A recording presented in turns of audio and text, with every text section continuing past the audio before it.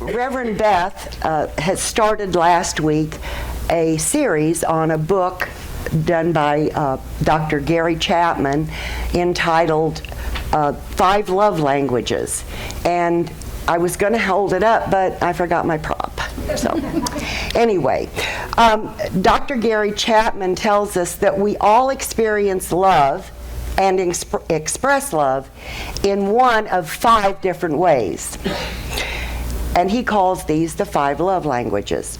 So whichever love language we favor, we use it not only to express our love to others, but we also recognize and experience and receive the love from others in this way. This is what makes us feel good. Last week, Reverend Beth talked about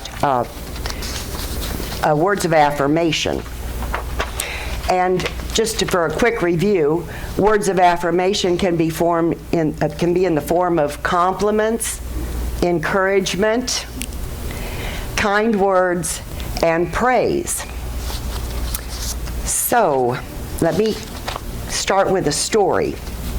Ann Taylor is a team player. She helps organize major events at the private school where she works.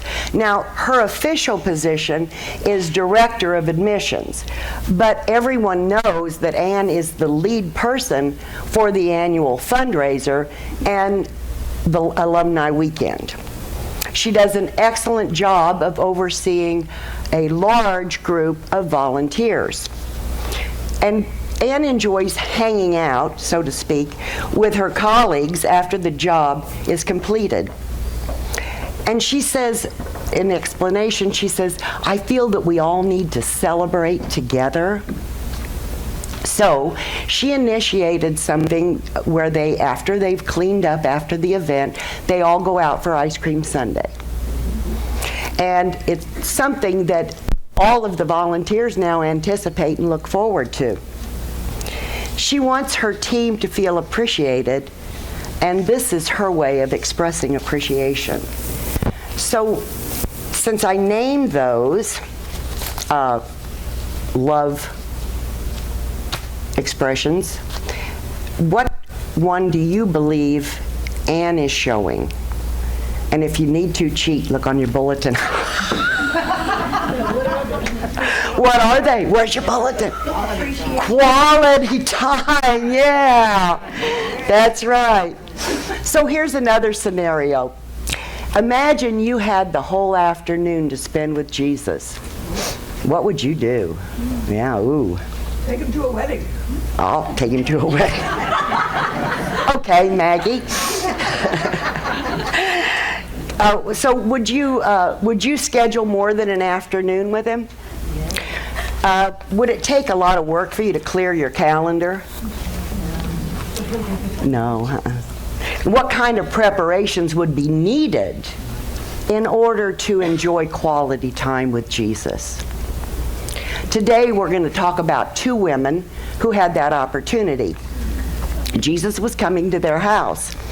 And as you listen to the story, consider how you might respond to Jesus coming to your house.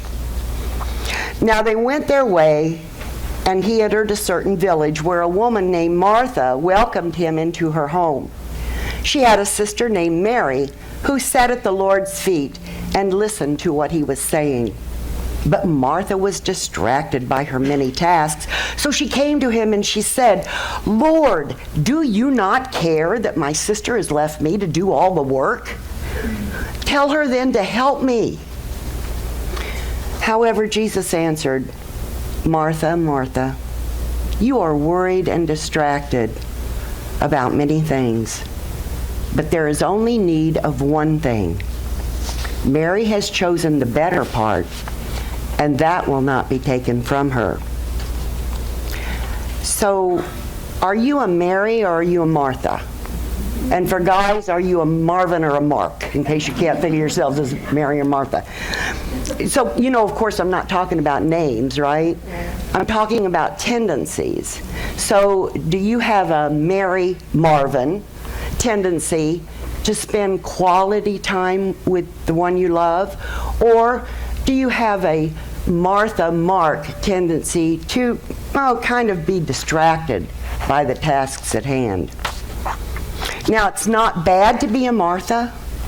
This story isn't so simplistic as to say, Mary good, Martha bad, learning good, serving bad. Of course it's not, because we all need both for a balanced life, right?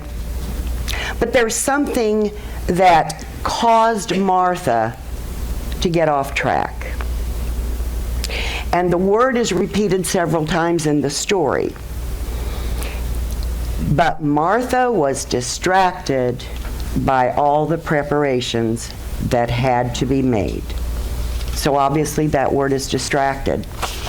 And the definition of distraction is a thing that prevents someone from giving their full attention to something else.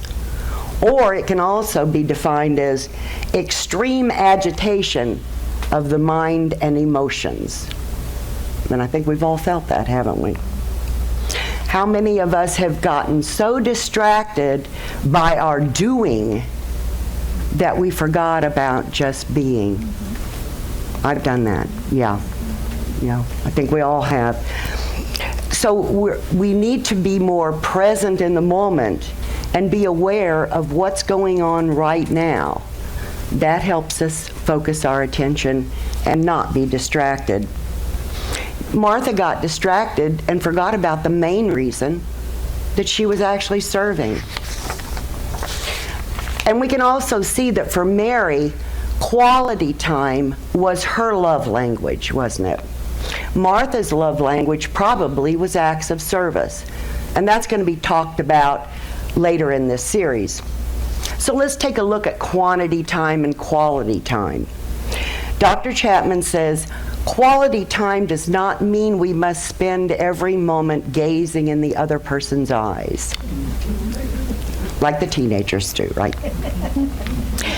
But it may be doing something together that we both enjoy. And the activity that we're participating in is actually secondary.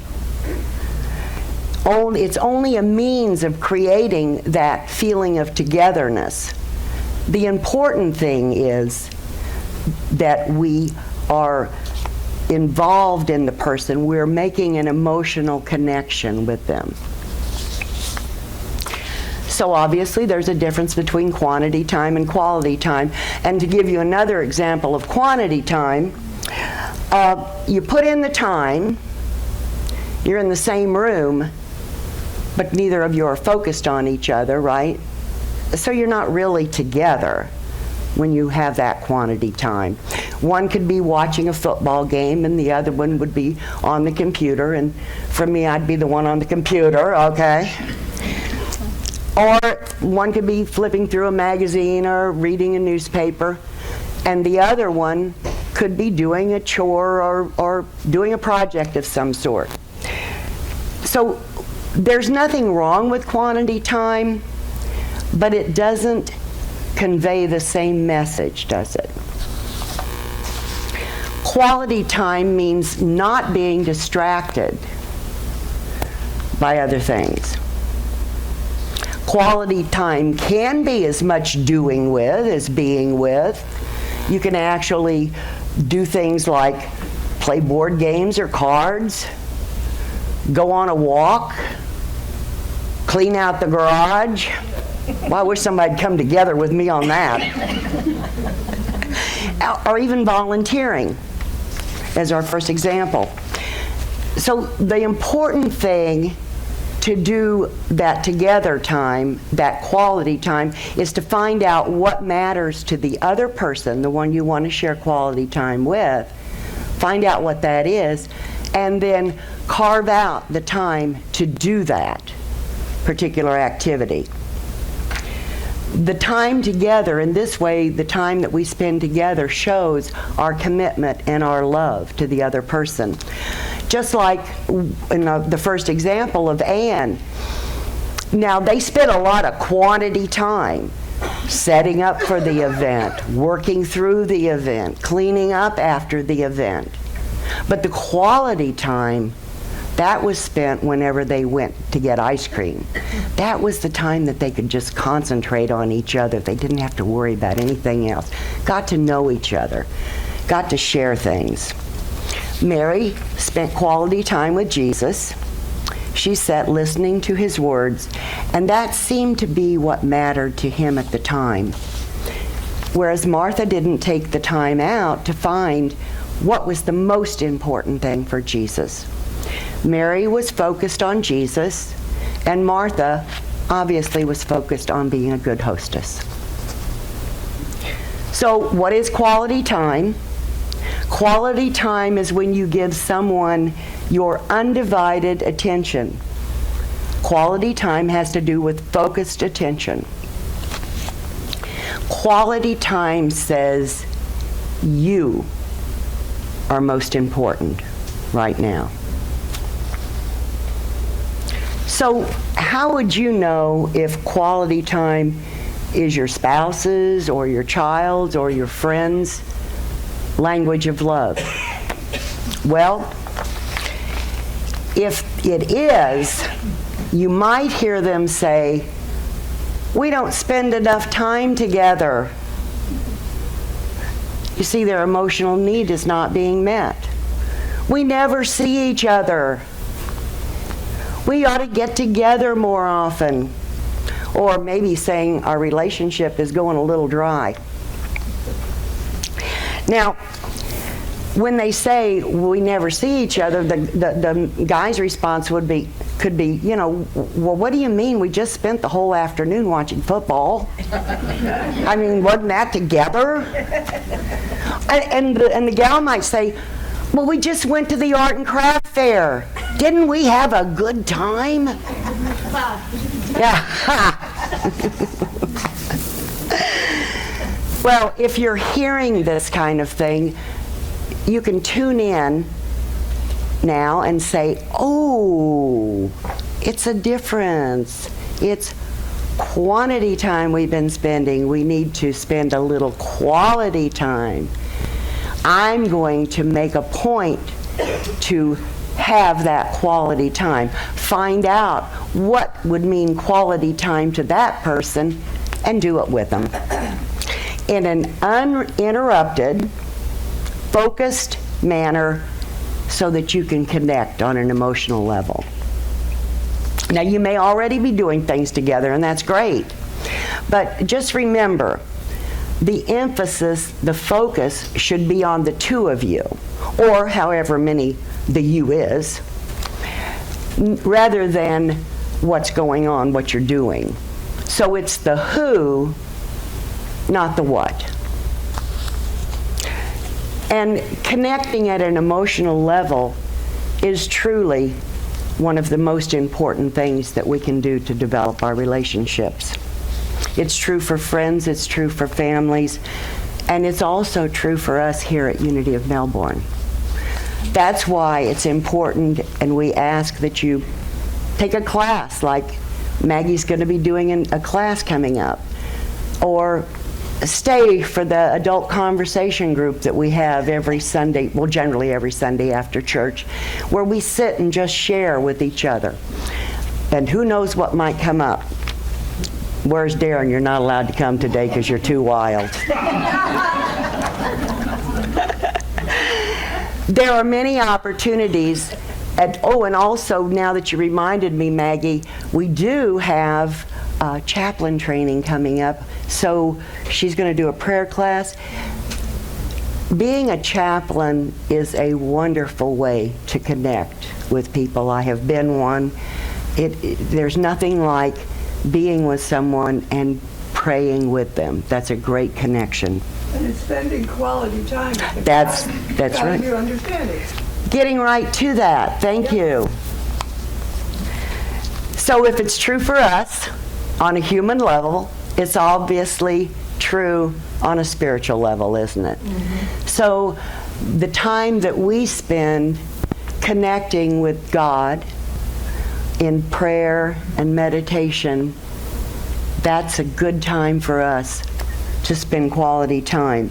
And, the mystics of the past, they just delighted in spending hours in meditation. And if quality time is your love language, then what you're going to get out of this is you're going to feel emotionally and spiritually satisfied as you spend that quiet time just being with the God of your understanding. So, do you think that you're a quality time kind of person? Well, if you are, then you're the one who wants to develop and nurture the relationships that you have.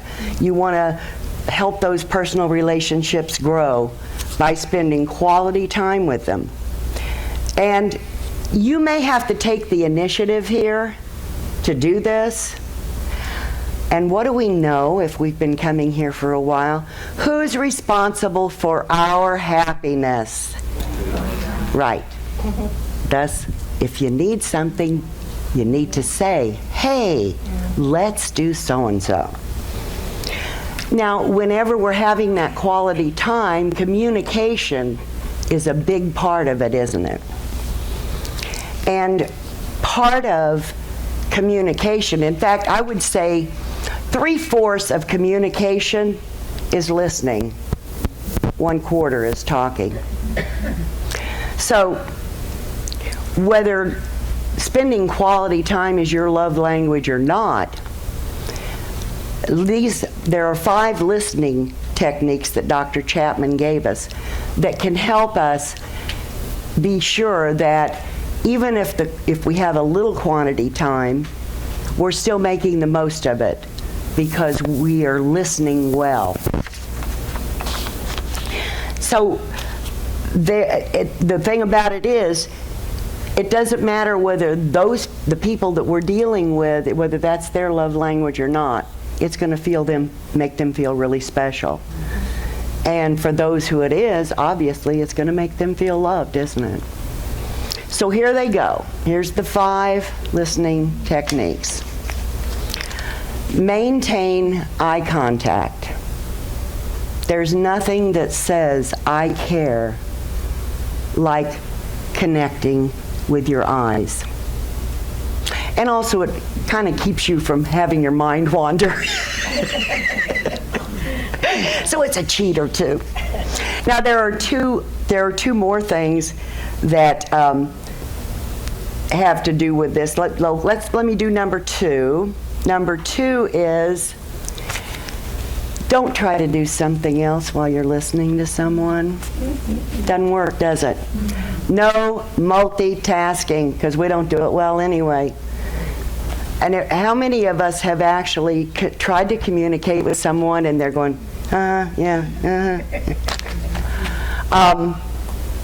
don't have time to tell you a story about that, but anyway, believe me, I've gone through that, especially with these phones.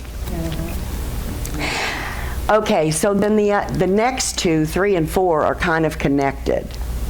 They are, not only are you listening to words, but listen to feelings. Listen for feelings. And if you believe that you hear a feeling, it's good to say, I believe that you might be feeling this way. Doesn't that sound like the connection practice? I believe that you might be feeling this way. Is that right? And if it isn't right, then they'll be more apt to tell you, no, but this is what I'm feeling. So, and if it is what they're feeling, then they're validated, aren't they?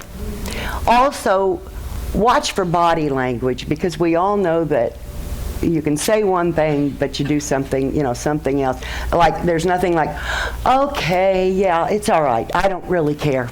No, it's fine with me. You just go do whatever it is you want to do. Talk about body language. And the 5th one, and this one I think may be the most important, refuse to interrupt. Don't let yourself interrupt. Stop yourself. Because in this book, Dr. Chapman shared with us that scientists have learned that, we give people about 17 seconds.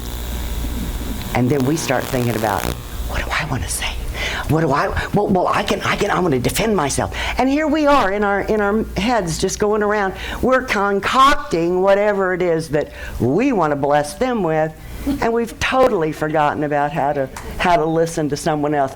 Yeah, we're all guilty of it. So yeah. So maintain eye contact. Don't do something else if you're really wanting to listen to someone. Listen for feelings. Watch for that body language. And obviously, finally, if you're going to listen, listen. Because that's a good way to validate people. So I'd like to leave you with one final thing that means something to me, and hopefully it'll mean something to you.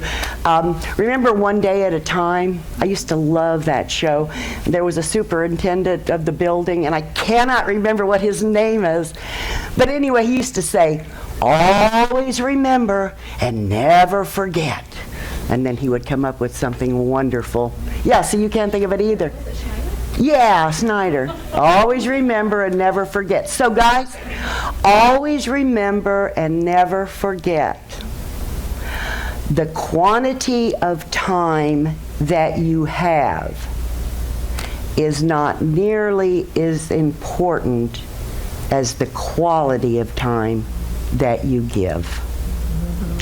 So come back next week and you're going to hear about number 3, love language.